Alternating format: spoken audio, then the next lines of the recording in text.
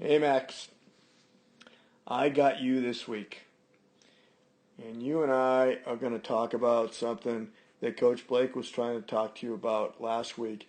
He calls it hip to hand separation, and I kind of refer to it as hip to shoulder separation. There's your shoulders, there's your hip, same thing though. It's called torque, and it gives you tons of power, and I don't see anybody who does it better than Bryce Harper. So we're going Max Pal versus Bryce Harper. Let's do this. Now, we've been talking a lot about your posture when your front foot hits the ground. We want you to be in this position where your hands are in relation to your body. Your hands stay back and high. This is where you are, and you I'm just talking about your hands here, your upper half. And you're a pretty good match for Mr. Harper over here. Okay? Now, here's the difference. I'm going to move him forward a little bit. His front foot just hit the ground. Right there. And he's still in that position. Right? Front shoulder lower than back shoulder. He's got a really good bat tilt there. His elbow is kind of high, although that's not required, but so is yours. You look a lot like him right here. Okay? Here's the piece that he does that you're missing a little bit. See his front shoulder? It's tilted in toward home plate this way. Yours is still going out a little this way. I'd like to see it turn toward the camera a little bit. Just your front shoulder. What that does, what happens is, in a swing, let's watch Harper. His front foot has just hit the ground, and I want you to pay attention to what happens here. First, right here, his waist. His hips go first. So his hips move this way.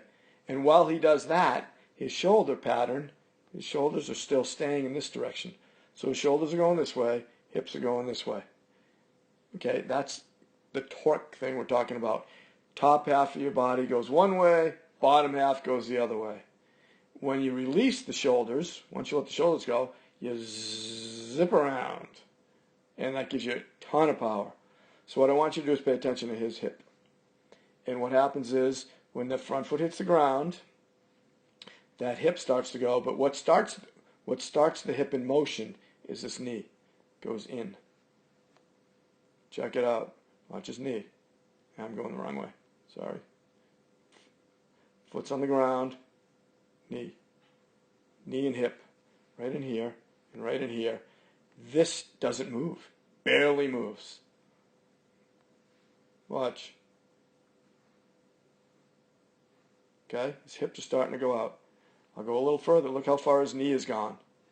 Watch Harper's knee. Look how far it's gone, but the shoulder is still staying closed. Okay? And then what happens is, when we release it, it's all that power comes from all that tension being built up in your body. What they like to point out is, when you see this, is how his shirt, see the wrinkles in his shirt in here? That's part of that tension. So what I want you to work on, this is next level baseball. First of all, is starting in this position. Okay, staying in that position, max, until that foot hits the ground. That's what you're missing. I'm going to move you forward now. Watch what happens to your hands up here and your shoulders when I get you to the ground. Foot on the ground. Shoulders are going down. Hands have come down and away from your body. Okay, so you're in perfect position back there. Right there. Now you need to hold your upper half. Hold this until the foot hits the ground.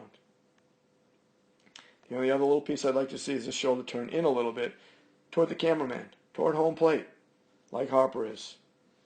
See what you do when your foot hits the ground. Your hips are open, so you do a good job of this. Your hips have opened a little, and your shoulders are still kind of closed. That's not bad. I'm looking for Max Pal to be Bryce Harper. All right, Maxie? Let's work on that. Hold the position longer. This one. This one. Until that foot hits the ground. And then I want to see a little Bryce Harper action on you. Work on it, Max. Talk to you next week.